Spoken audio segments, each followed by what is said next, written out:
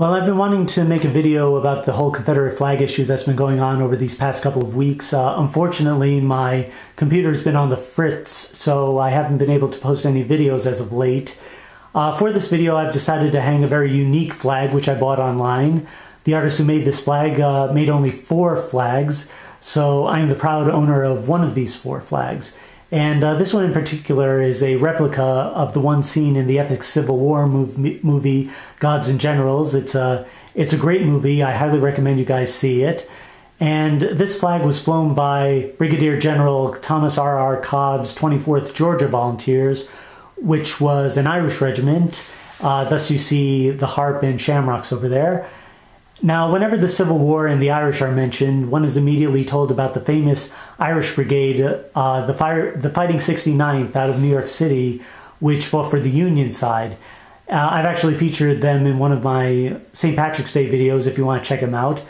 But anyway, there's a very powerful scene in the movie Gods and Generals where, during the Battle of Fredericksburg, the Fighting 69th end up coming face to face with the Irish Confederates of the 24th Georgia Volunteers, as well as the 33rd Virginia Regiment, Company E, also known as the Emerald Guards.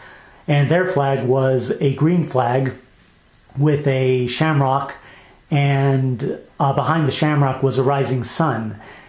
It's a very powerful scene. You know, words just can't describe it. You have to view it for yourself. Just Google it, or do a YouTube video search for the video Gods and Generals, the Irish Brigade.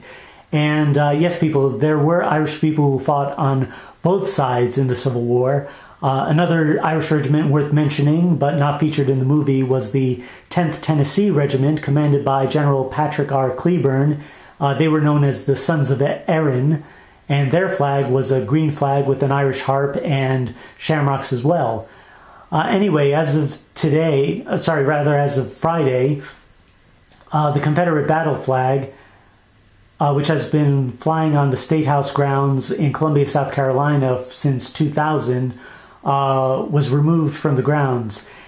And this all as a result of a huge backlash over the Confederate flag, which was caused by as a result of a horrendous massacre which was committed by a racist bonehead by the name of Dylan Roof. He went and massacred 9 innocent people at the famous AME Church, at the historic AME Church in Charleston, South Carolina. And in the investigation that followed, it was revealed that Dylan Roof decided to pose with a Confederate flag, and also it was revealed that he had a Confederate flag novelty license plate. And as a result of this, there's been a huge backlash against the Confederate flag. People have been calling for its removal and so. It's a complete reactionary movement, in essence. What people fail to realize throughout this whole incident, throughout these past couple of weeks, is that the Confederate flag itself is completely irrelevant. It's merely a political straw man which the media and politicians are using to distract us from the real issue. And mainly because it's an easy target. The Confederate flag was certainly not an issue when President Obama said in his speech immediately following the massacre.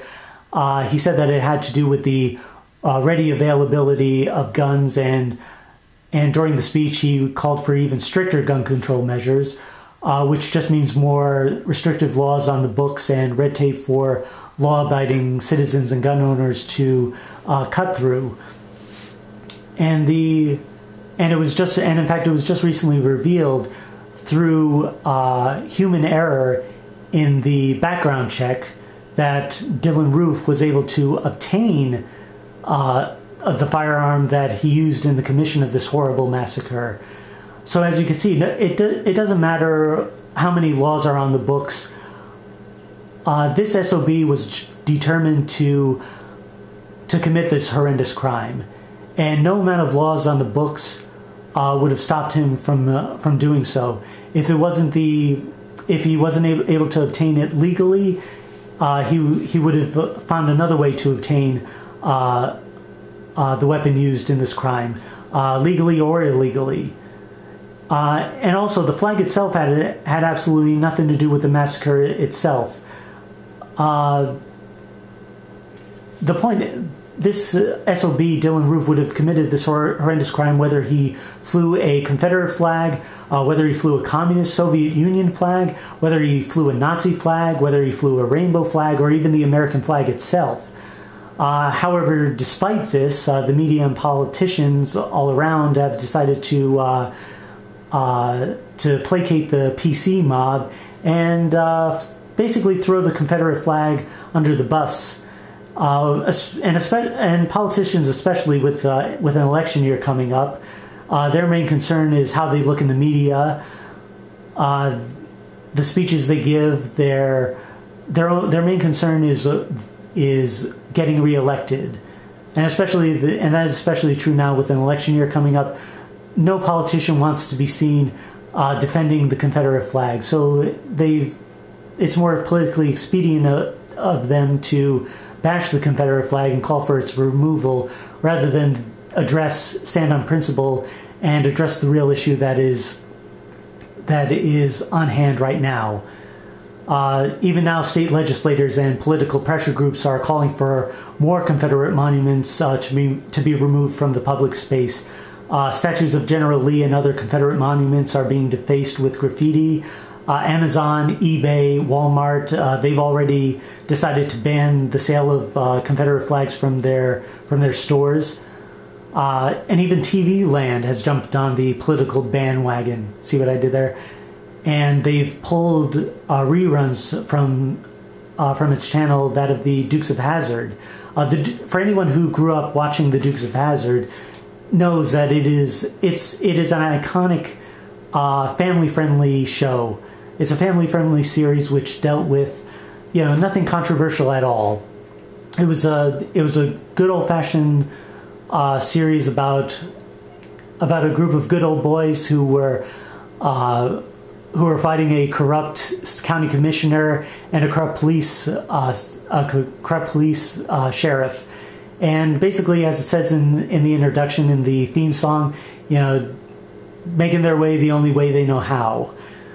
The question now is, where does it all end? A friend of mine in Chicago summed it up best in one of his posts last week by saying, for any nation that Sovietizes its own history, public purges and show trials are only a few years away.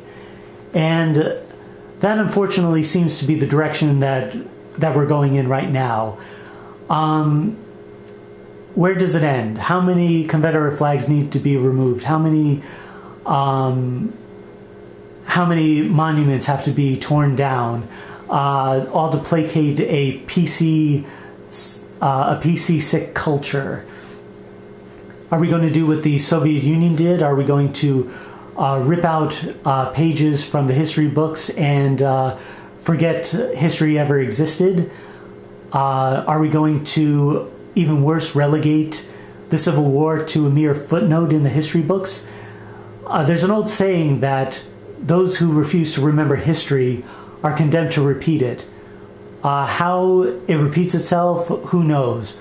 But the fact of the matter is, you cannot erase history from what has happened, from people learning history. History has to be preserved. It has to be learned from. By removing essential history from the books, the only result of this is ignorance, and with ignorance comes tragedy. That is the only result that can follow.